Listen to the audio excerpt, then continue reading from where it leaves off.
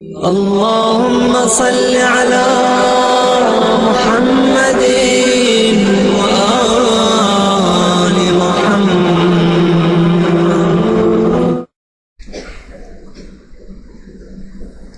ایک چیز آج کل اور بہت پھیلائی جا رہی وہ یہ ہے کہ حضرت حلیمہ سعدیہ پیغمبر اسلام کی رضائی والدہ نہیں تھی۔ اچھا دیکھیے، ابھی میں آپ کے سامنے اس کی چیز پیش کرتا ہوں کہ بہت ساری چیزیں یہ آخر کو ان بحثوں کو لانے کی ضرورت کیا، ابھی تو آپ کو پتہ نہیں ہے نا۔ دیکھیں، ہم پھر وہی بات کہہ رہے ہیں کہ جب وہ انحراف بن جاتا ہے اور ایک پورا تناور درخت بن جاتا ہے، اس کے بعد اگر آپ کچھ کرنے کی کوشش کرتے ہیں کچھ نہیں ہوگا۔ مسلسل یہ چیزیں جو ہے نا فروغ پا رہی ہیں، اور آپ کو پتہ ہے کہ آج کل زیادہ تر ساری جنگیں سوشل میڈیا پہ لڑی جا رہی ہیں، سارے افکار سوشل میڈیا کے اوپر پھیلائے جا رہے ہیں،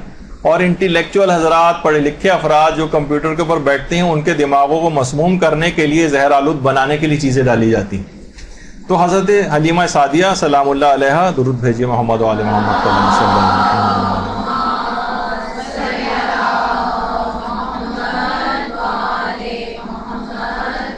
پیغمبر اسلام کی رضائی والدہ، جن کی قبر مبارک جنت البقیع میں، مومنین سب وہاں پر جاتے ہیں، اور مکے ہی میں یا اس جگہ کے اوپر کہ جہاں پر حضرت حلیمہ رہا کرتی تھی، ایک منسوب مقام بھی ہے کہ جہاں کے متعلق یہ بات کہی جاتی، ظاہر ہے کہ وہ اب تو اتنی ثابت شدہ نہیں ہے، کہ یہاں پر حضرت حلیمہ رہا کرتی تھی۔ تو معاذ اللہ اب ان کی ایمان کو مشکوک بنانے کے لیے بہت ساری باتیں کہی جا رہی ہیں، اور کچھ افراد تو معاذ اللہ ثم معاذ اللہ نقل کفر نہ باشد، وہ کہتے ہیں کہ ان کا ایمان بھی مشکوک تھا یا وہ کافرہ تھی۔ تو یہ کیسے ممکن ہے کہ پیغمبر نے ان کا دودھ پیا ہو؟ اور بعض شاعر نما ذاکر یا ذاکر نما شاعر اس قسم کی باتیں مجلسوں میں پڑھنا شروع ہو گئے۔ دیکھیے، باطل کی ہمیشہ سے ایک اور بات دماغ میں رکھی، باطل کی ہمیشہ سے ایک حکمت عملی ہے جسے کہا جاتا ہے مقدسات کی توہین، مقدسات کی توہین کرنا۔ اب آپ دیکھیں کتنے مظالم ہو گئے تھے کربلا میں، لیکن لاشوں کی پائمالی کیوں کروائی گئی؟ سروں کو کاٹ کر شہداء کے نیزوں پر کیوں بلند کیے گئے؟ خواتین عصمت و طہارت کو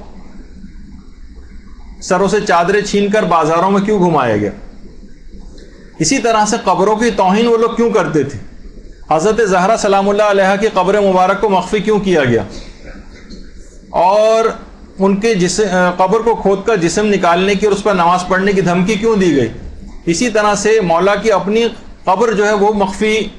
کتنے عرصے تک مخفی رہی اور اس کے بعد پھر ظاہر ہوئی۔ تو ہمیشہ سے دیکھیے ظالم بادشاہ ان قبروں کو کھدواتے بھی رہے ہیں۔ امام حسین علیہ السلام کی قبر مبارک پر تو حل چلوائے گئے، نہروں کا جو پانی کا رخ وہاں پر موڑا گیا، اور جس اعتبار سے آل سعود نے جو جنت البقیع وغیرہ کو مسمار کروایا، مقدسات کی توہین۔ اور موجودہ زمانے میں جو ناصبی حضرات ہیں اور دشمنان اہل بیت یہی کام شام اور مختلف علاقوں کے اندر انجام دے رہے ہیں کہ مزارات کو، جو مقدسات ہیں ان کو منہدم کر رہے ہیں، مساجد کو منہدم کر رہے ہیں، امام بارگاہوں کو دھماکوں سے اڑا رہے ہیں۔ حجر ابن عدی کی قبر وغیرہ کا جو آپ نے کچھ عرصے پہلے دیکھا، ان کی بے حرمتی کی قبر مبارک کی، ان کی حضرت جعفر طیار کے مزار کو جو نقصان پہنچایا، حضرت زینب سلام اللہ علیہ کے مزار کے اوپر جو ہے وہ اکثر و بیشتر بمباری کرتے رہتے ہیں۔ حضرت رقیہ کا تو کتنے عرصے کے بعد اس کو جس حالت کے اندر ان کے روضے کو حضرت سکینہ کے، حضرت رقیہ کے جو اتنا نقصان پہنچایا، اور اب وہاں سے شامی فوجوں نے اس کو آزاد کرا ہے۔ تو یہ تو ایک طرح سے فزیکل طور پر جو حملے کرتے تھے، یہ بھی مقدسات کی توہین فزیکلی کرتے تھے۔ دوسرا طریقہ ہے مقدسات کی توہین کا، وہ ہے علمی اور تحریری طور پر توہین کرنا۔ مثلا ہم کب سے حضرت ابو طالب علیہ الصلوۃ والسلام کے ایمان کو ثابت کرتے آ رہے ہیں صلی اللہ علیہ وسلم۔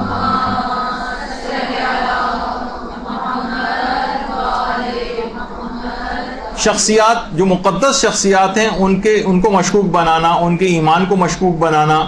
شک کا بیج ڈالنے سے بھی احترام میں کمی ہوتی، وہ باطل اس کے اوپر بھی کام کرتا ہے، اور یہی بات غلو کے اندر بھی پائی جاتی۔ ظاہر ہے کہ اگر کوئی حضرت علی کو، امیر المومنین کو اگر کوئی شخص اللہ ثابت کرتا ہے، تو باوجود ہے کہ اپنی تمام تر عظمتوں کے، اس کے باوجود وہ اللہ ہو تو نہیں جائیں گے۔ تو جو ان کے حقیقی فضائل ہیں لوگ ان کو بھی ماننے سے انکار کر دیں گے.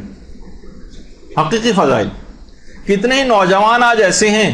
کہ جو فضائل کی بہت سی صحیح روایات کو بھی علماء کے سامنے پیش کرتے ہیں کہ یہ بتائیے کہیں اس میں غلو تو نہیں. یعنی جو اب کیا ہوا, غلو کو اتنا پھیلایا گیا کہ ان کے حقیقی اور اصلی فضائل ہیں وہ بھی لوگوں کی نگاہ میں مشکوک ہو رہے ہیں کہ پتہ نہیں اس میں بھی تو غلو نہیں ہو جائے گا کہیں اگر اس حدیث کو ہم اس پر اگر اعتقاد رکھ لیں. اور یہی ان کا مقصد ہے. غلو کے پردے میں بھی اصل میں تفسیری کی سازش جو ہے وہ کی گئی. تو مثلا میں نے پہلے بھی مثال دی تھی, اگر کوئی عام سے کوئی شخص ہے آدمی, اس کو اگر آپ مجتہد کہہ دیں, ظاہر ہے وہ مجتہد بن تو نہیں جائے گا. بیچارے کی جو حیثیت ہے, جو معمولی سے تھوڑی بہت حیثیت ہے, اس سے بھی جائے گا وہ. 2 سوالات کے جوابات میں وہ ذلیل ہو جائے گا لوگوں کے سامنے. تو دیکھیے غلو و تفویض کے اندر بھی یہی نقصانات علماء کہتے ہیں کہ یہ خاص سازش ہے کہ باقاعدہ اگر کوئی شخص واقعتاً ان کے فضائل دیکھ کر قریب بھی آنا چاہے تب بھی غلو اور تفویض وغیرہ کو دیکھ کے بھاگ جائے. ارے کہیں میں کفر و شرک کا اندیشہ لاحق ہو جائے گا کہ کہیں میں کافر و مشرک تو نہیں ہو جاؤں گا اس بات کو عمل کرنے سے. تو اس قسم کے افکار کو جو غالیانہ چیزیں فروغ یوں دیا جا رہا ہے تاکہ لوگ اہل بیت سے دور ہو جائیں, قریب نہیں آئیں گے دور کرنے کے لیے. تو اسی وجہ سے نہج الاسرار ہے یا مثلا خطبہ البیان ہے, اس طرح کے کتنے خطبات لوگوں کے اندر عام طور پر ذاکرین مجالس سے بھی پڑھ رہے ہیں اس کے اوپر مختلف جو ہے وہ اس میں سے اقتباس نکال کے جو ہے انٹرنیٹ کے اوپر بھی پوسٹ کی جاتی ہیں اور لوگوں کو اس میں وہ کیا جاتا ہے. تو یہ بھی اسی کی ایک سازش ہے. اس لحاظ سے آپ اس بات کو دیکھ سکتی ہیں کہ جب بھی علماء نے فتویٰ دیا ہے کہ ہمارے برادران اہل سنت کے مقدسات کی توہین کرنا حرام, کتنا بلیغ اور گہری نگاہ کا فتویٰ یہ. آغا سیستانی نے کہا کہ باقاعدہ کہ غیر شیعہ مسلمان جو ہیں وہ ہمارے نفس اور جان ہیں, اور رہبر معظم نے اور دیگر تمام مراجع نے بھی مقدسات کی توہین کو, ہاں علمی لحاظ سے محاکمہ ایک الگ چیز ہوتا ہے, تعصبات وغیرہ کو نکال کر کوئی لڑائی جھگڑا نہیں ہوتا, کہ علمی طریقے سے بات ثابت کی جاتی ہے, وہ تو اپنی جگہ باقی رکھنا. لیکن تعصبات کے آگ کو فروغ دیتے چلے جانا یہ باطل یہ چاہتا ہے. خود آپ دیکھ لیں کہ جو آج یہ سروں کو کاٹ کے فٹ بال کھیلنا اور فلاں اور یہ سب کی چیز کیا ہے, یہ آپ فرقہ واریت کو مزید ابھارنے کے لیے, ورنہ کوئی بھی شخص جو عوامی طور پر پذیرائی چاہتا ہے وہ کبھی بھی یہ والے کام نہیں کرے گا. اسے پتہ ہے کہ نہیں یہ تو لوگ میرے خلاف ہو جائیں گے, لیکن ان کو اس بات کی پرواہ نہیں ہے کیونکہ وہ چاہتے ہی کہ اس کے ذریعے تفرقہ فروغ پائے. تو یہ تمام چیزیں دیکھیے اس طرح کی ہیں. تو بڑا بلیغ ہمارے علماء نے فتویٰ دیا کہ جو مقدسات کی توہین ہے یہ توہین کرنا حرام ہے. خالی صرف یہی نہیں کہ صرف ہمارے مقدسات بلکہ ہم دیگر لوگوں کے مقدسات کی بھی توہین اس کو بھی حرام سمجھتے ہیں. تو اب کچھ ایسی چیزیں ہونے لگی ہیں کہ مسلسل کہ حضرت حلیمہ سعدیہ کی شخصیت کو بھی کچھ داغدار کیا جائے. اچھا البتہ کچھ چیزیں لوگ اس کے طور پر پیش کرنے لگے ہیں, جیسے کہ مثلا ہم اس کتاب کی, اور بہت بہترین کتاب ہے, تقریباً ہر شیعہ کے گھر میں کتاب موجود بھی ہے, لیکن بہت ساری چیزیں اس میں فاضل جو مؤلف ہیں اس کے, انہوں نے اپنا ذاتی نظریے کے طور پر حاشیہ ڈال کے جو چیزیں لکھی ہیں تو اس کو لوگ اکثر بیس بنا رہے ہیں. یہ خود کتاب بہت اچھی ہے, اور ضروری نہیں کہ مثلا کسی چیز کو کوئی بات کسی نقطے سے اگر اختلاف کیا جائے تو لوگ اسے پوری کتاب یا اس مصنف کے خلاف اس بات کو سمجھنے لگیں, ایسا نہیں. تو اس کتاب کے اندر باقاعدہ یہ چیز لکھی گئی ہے, یہ اسی کتاب کا صفحہ ہی ہے کہ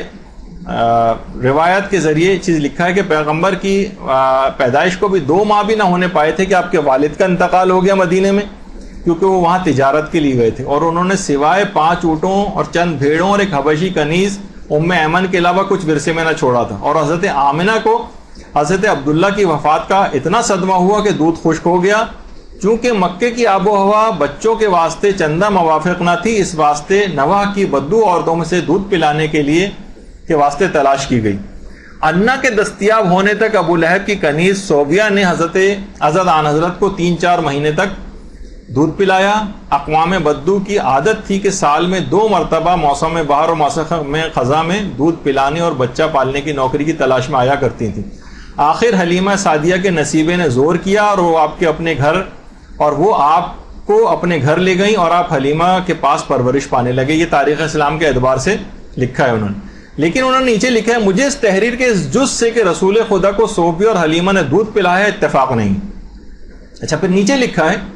کہ اگر تقریباً اگرچہ تقریباً تمام مورخین نے صحبیہ اور حلیمہ کے متعلق لکھا ہے کہ ان عورتوں نے حضرت رسول اکرم کو دودھ پلایا تھا، اور تھوڑے دنوں نہیں بلکہ کافی عرصے تک پلایا تھا، لیکن میرے نزدیک درست نہیں ہے، کیونکہ دنیا کی کسی تاریخ میں یہ نہیں ہے کہ کسی نبی کو اس کی ماں کے علاوہ کسی اور نے دودھ پلایا ہو۔ حضرت نوح سے حضرت عیسیٰ تک کے حالات دیکھے جائیں، کوئی ایسی مثال نہیں ملے گی جسے رسول خدا کو حلیمہ وغیرہ کے دودھ پلانے کی تائید ہوتی ہو، اور ہمیں تو ایسا نظر آتا ہے کہ جیسے قدرت کو اس امر پر اصرار شدید تھا کہ وہ اپنے نبی کو اس کی ماں ہی دودھ پلائے۔ مثال کے طور پر حضرت ابراہیم اور موسیٰ کا واقعہ دیکھیے، اندازہ لگائیے کتنے ناسازگار حالات و واقعات میں ان کی ماں کو دودھ پلانے کے لیے ان تک پہنچایا گیا، اور جب ایسا دیکھا کہ ماں کے پہنچنے میں دیر ہو رہی ہے تو خود اسی بچے کے انگوٹھے سے دودھ پیدا کر دیے، جیسے کہ ابراہیم کے لیے ہوا۔ مطلب یہ تھا کہ اگر بچے کو ماں کا دودھ دستیاب نہ ہو سکے تو کسی دوسرے طریقے سے شکم سیری ہو جائے۔ ان حالات میں میری سمجھ میں نہیں آتا کہ انبیاء ما سبق کے طریقے سے ہٹ کر رسول اکرم کو ماں کے علاوہ کسی دوسرے کے دودھ پلانے کو کیوں کر تسلیم کیا جائے، خصوصاً ایسی صورت میں جب یہ بات تسلیم شدہ ہو کہ دودھ سے جو گوشت پیدا ہوتا ہے وہ نسب کے گوشت و پوست کی مانند ہوتا ہے، اور دودھ پلانے سے وہ رشتہ ناجائز ہو جاتا ہے جو نسب سے ناجائز ہوتا ہے۔ اور پھر ایسی صورت میں جبکہ ماں موجود تھیں اور عہد رضاعت کے بعد تک زندہ رہیں، تو میں یہ سمجھتا ہوں کہ آن حضرت کو جناب آمنہ نے دودھ پلایا تھا اور حضرت صحبیہ اور حلیمہ نے ان کی پرورش و پرداخت کی تھی۔ میرے اس نظریے کو اس سے اور تقویت پہنچتی کہ خدا نے حضرت موسیٰ کے لیے ارشاد فرمایا کہ ہم نے دودھ پلائے جانے کے سوال سے پہلے ہی تمام دائیوں کے دودھ کو موسیٰ کے لیے حرام کر دیا تھا۔ یہ کیسے ممکن ہے خدا حضرت موسیٰ کو ماں کے علاوہ کسی کا بھی دودھ پینے سے بچانے کا اتنا اہتمام کرے، اور فخر موسیٰ حضرت محمد مصطفیٰ صلی اللہ علیہ وآلہ وسلم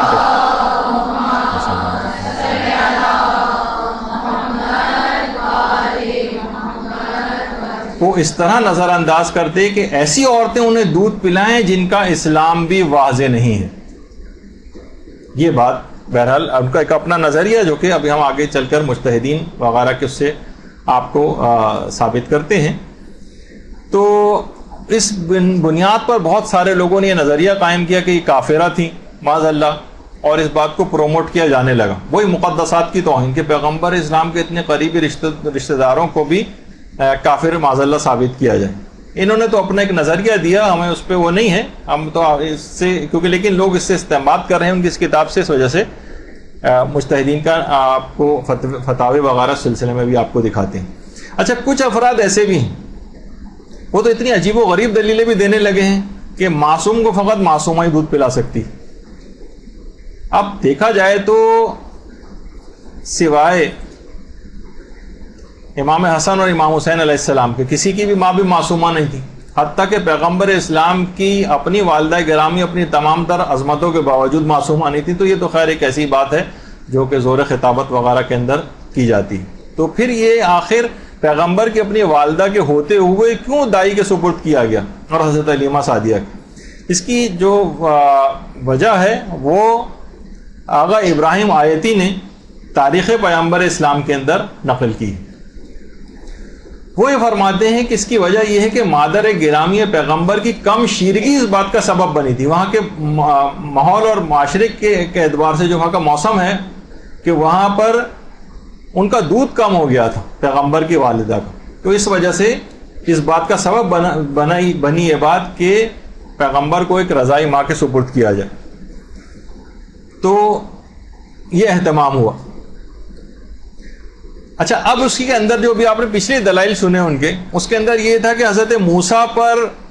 دودھ کو حرام قرار دے دیا گیا تھا، اور قرآن کی ایک آیت کا حوالہ بھی اس کے اندر دیا، وہ یہ ہے وَحَرَّمْنَا عَلَيْهِ الْمَرَاضِعَ مِنْ قَبْلُ فَقَالَتْ هَلْ أَدُلُّكُمْ عَلَىٰ أَهْلِ بَيْتٍ يَكْفُلُونَهُ لَكُمْ وَهُمْ لَهُ نَاصِحُونَ۔ ہم نے پہلے ہی موسیٰ پر دائیوں کا دودھ حرام کر دیا تھا۔ اچھا، یہاں پر علماء فرماتے ہیں کہ یہ حرام قرار دینا یہ حرمت تشریعی نہیں تھی بلکہ حرمت تکوینی تھی۔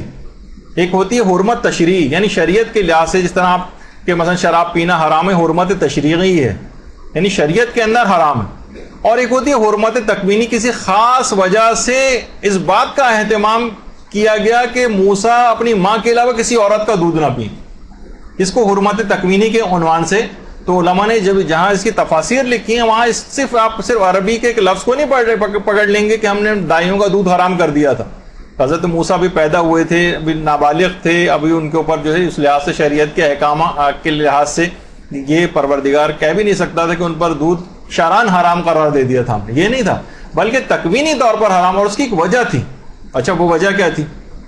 وجہ خود قرآن نے بتائی کہ پیدائش کے بعد یہ خوف تھا کہ موسیٰ قتل نہ کر دیے جائیں، کیونکہ ہر بچے کو فرعون قتل کر رہا تھا، تو خدا نے حکم دیا کہ تم بچے کو دودھ پلاؤ۔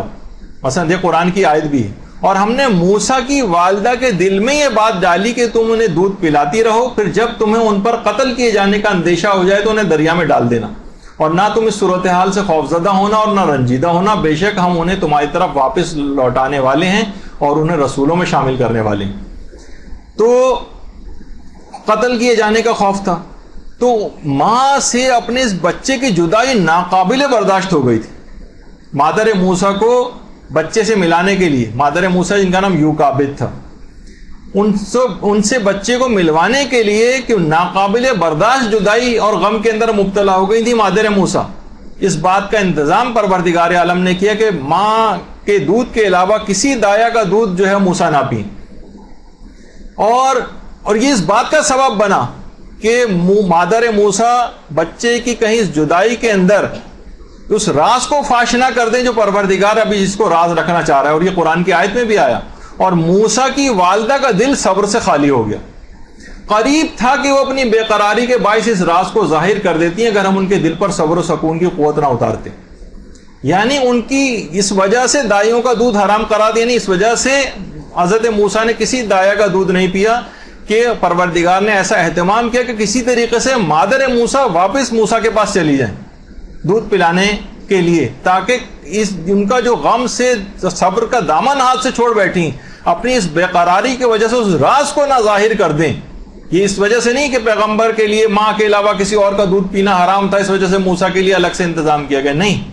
یہ اس وجہ سے تھا کہ مادر موسیٰ کی حالت ایسی ہو چکی تھی، خود قرآن کی آیات کے اندر آگے چل کر ہے کہ وہ اس راز کو ظاہر کر دیتی جو پروردگار ابھی ظاہر نہیں کرنا چاہ رہا تھا۔ یہ احتمال پیدا ہو گیا، تو پروردگار عالم نے اس طرح سے حکمت عملی بنائی، اور پھر اگلی آیات میں کہ پھر ہم نے تم کو تمہاری والدہ کی طرف پرورش کے بہانے واپس لوٹا دیا تاکہ ان کی آنکھوں میں بھی ٹھنڈک ہوتی رہے اور وہ رنجیدہ بھی نہ ہو۔ تو آپ نے دیکھا کہ پورا واقعہ اصل میں یہ تھا کہ یہ موسیٰ کو ان کی والدہ کی جدائی کے غم کی وجہ سے وہاں تک پلٹایا گیا، نہ یہ دودھ پلانے کا اس وجہ سے مسئلہ نہیں تھا کہ ان کے اوپر ماں کے علاوہ کسی اور کا دودھ پینا جو ہے وہ کہ نبی کسی اور کا دودھ نہیں پی سکتا اپنی ماں کے علاوہ، اس وجہ سے اس بات کو ایک بیس بنا کے جو ہے وہ اچھالا جائے۔ اچھا، اب یہاں پر علماء تاریخ نے دو احتمالات ذکر کیے کہ کیا دودھ پلا کر واپس چلی جاتی تھیں، یا بچے کے ساتھ محل میں رہتے ہوئے بچہ مکمل طور پر ماں کے پاس رہا تھا۔ تاریخ اس سلسلے میں خاموش ہے، لیکن علماء کہتے ہیں نوزائیدہ بچہ جتنی جلدی ماں کا دودھ پیتا ہے اس میں زیادہ قرین عقل یہی کہ مادر موسیٰ نے فرعون کے محل میں قیام کر لیا تھا، کیونکہ بچے کو تو ہر 2 گھنٹے بعد، 1.5 گھنٹے بعد، 2 گھنٹے بعد دودھ پلانا ہوتا ہے، بار بار یہ تو نہیں کر سکتی کہ دن میں ایک دفعہ پلایا اور چلی گئی پھر اگلے دن آ رہی، تو بچے کی جو صورتحال ہوتی ہے اس میں تو بار بار دودھ پلانا ہوتا ہے، تو اس لحاظ سے مادر موسیٰ نے وہیں پر ہی قیام کیا تھا، اور یقیناً وہیں پر ہی کھانا پینا بھی کھایا ہوگا اپنا۔ بہت سے لوگ اس کے اندر بھی چیزیں لے کر آتے ہیں، یہ کیسے ممکن ہے کہ کافر اور اتنے ظالم کے گھر کا کھانا جو ہے وہ کھا لیں؟ تو اور باقاعدہ آیت اللہ ناصر مکارم شیرازی نے، جو کہ ابو لہب کی لونڈی تھی جس نے پیغمبر اسلام کو دودھ پلایا تھا، اس سلسلے میں لکھا ہے کہ ضروری نہیں کہ کافر کے گھر کا ہر مال حرام ہو۔ یہ لوگ عام طور پر یہ چیز سمجھتے نہیں، اور وہ کیونکہ اس کی تفصیلات سے واقف نہیں ہے تو بہرحال اس پر لحاظ سے ان کے اوپر ایک اعتراض کر دیتے ہیں۔ تو اس لحاظ سے اسی فرعون کے گھر کے اندر ہی مادر موسیٰ اس لحاظ سے تربیت کرنے اور دودھ پلانے کے حوالے سے رہی تھیں، اور اس کے بعد جب شیرخوارگی کا زمانہ پورا ہو گیا تو مستقل طور پر پھر موسیٰ کو فرعون کے حوالے کر دیا تھا۔ اور بہرحال یہ بھی ہے کہ ہمارے جو 5ویں امام محمد باقر علیہ الصلوۃ والسلام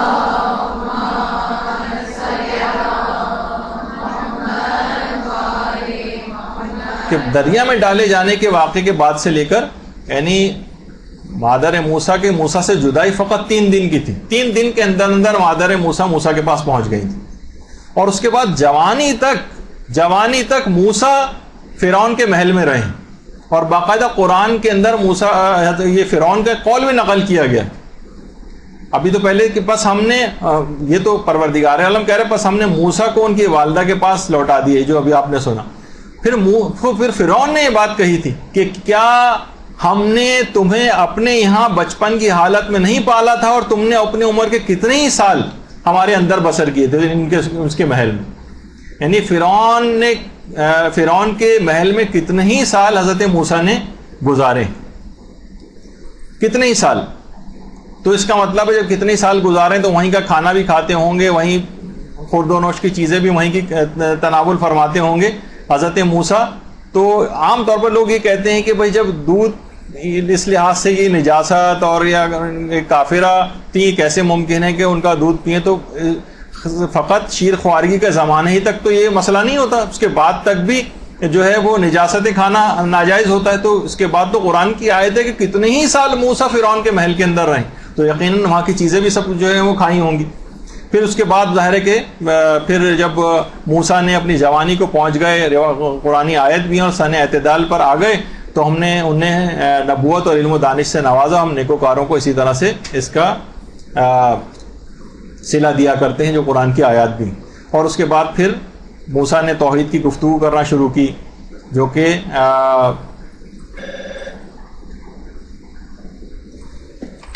جی اس کے بعد پھر موسیٰ نے اس انداز سے توحید کی گفتگو کرنا شروع کی, جو بہرحال فرعون نے پھر اس کے بعد وہ جو واقعات ہیں قتل کا ان کا ارادہ کر لیا, اور موسیٰ بھاگ گئے وہاں سے چھوڑ کے محل کو, پھر شہر میں آ گئے, پھر وہ قبطی کو انہوں نے قتل کر دیا, وہ جو پورا آپ قرآن کے اندر پڑھتی. تو بہرحال نجم الحسن کراروی صاحب کی اس جو انہوں نے اپنا ایک اختلافی نوٹ اس سلسلے میں لکھا ہے, اس نظریے کسی بھی عالم نے, کسی مجتہد نے, کسی مورخ نے, کسی مفسر نے اس نظریے کی تائید نہیں کی ہے. اور یہ مسئلہ فقط 2-2.5 سال کی رضاعت تک نہیں تھا, یعنی کہ ماں کے دودھ کو تو چلے 2 سال تک صرف پلانے کا اس لحاظ سے حکم ہے, لیکن اس کے بعد جوانی تک بھی موسیٰ فرعون کے محل میں رہے ہیں. اور اسی طریقے سے پیغمبر اسلام, جو عام طور پر دیکھیے پیغمبر کا نفس جو ہوتا ہے اور پیغمبر اسلام کا جو نفس تھا, یہ اتنا قوی نفس تھا کہ اس بات سے بہت بالا ہے کہ کسی عورت کے دودھ سے متاثر ہو جائے, کہ اس کو پڑھ کے لوگوں نے یہ بھی لکھا ہے کہ اس کے اثرات آنے لگتے ہیں, جیسے ابھی آپ نے ان کے دلائل میں سنا تھا کہ اسی سے گوشت پوشت نمو پاتا ہے, اس کے اثرات منتقل ہوتے ہیں. تو پیغمبر کا انتہائی قوی نفس, خاتم الانبیاء کا, وہ کیسے کسی عورت کے دودھ پلانے سے متاثر ہو سکتا ہے بالفرض اگر ہم اس کو ان کی اس بات کو مان بھی لیں. اور پیغمبر اس کے بعد کیا بازاروں سے پیغمبر اشیاء خرد و نوش ان کافروں سے نہیں خریدتے تھے, ان کو استعمال نہیں کرتے تھے پیغمبر, اس سے بھی کوئی متاثر نہیں ہوتے تھے. تو بہرحال اب دیکھیے اس میں آغا سیستانی سے بھی ایک استفتاء اس سلسلے میں کیا تھا ہم نے, اور اس میں سوال یہی پوچھا تھا کہ بعض اہل علم نے لکھا ہے کہ حلیمہ سعدیہ رسول اللہ کی رضائی والدہ تھیں, رضائی والدہ نہیں تھیں, اور یہ واقعات جھوٹ ہیں, تو کیا یہ بات صحیح ہے؟ تو وہاں سے ان کا یہ جواب آیا کہ حلیمہ سعدیہ رسول اللہ کی رضائی والدہ تھیں.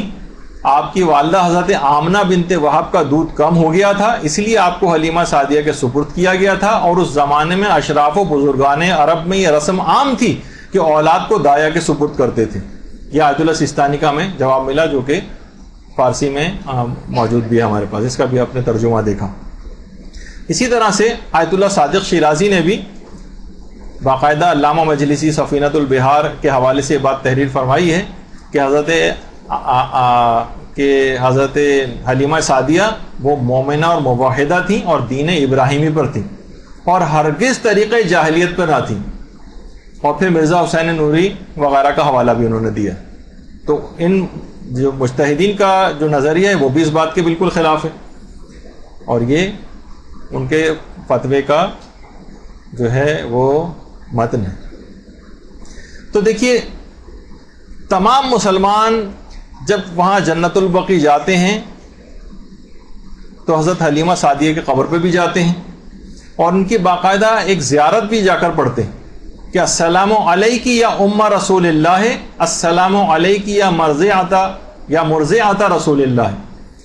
اے رسول اللہ کی والدہ آپ پر ہمارا سلام ہو, اور اے رسول اللہ کو دودھ پلانے والی آپ پر ہمارا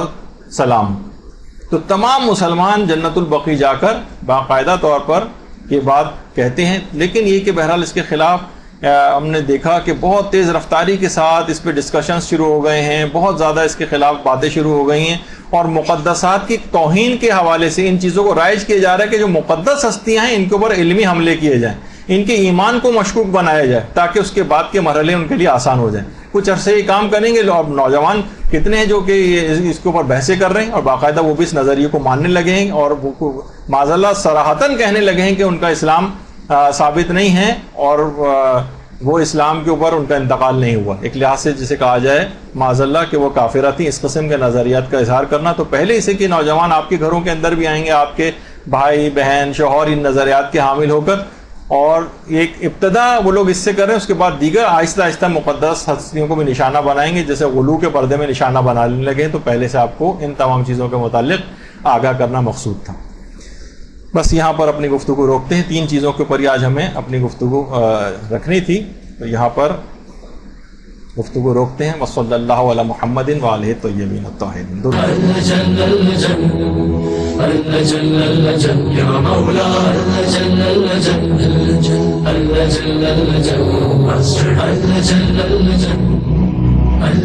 يا صاحب الزمان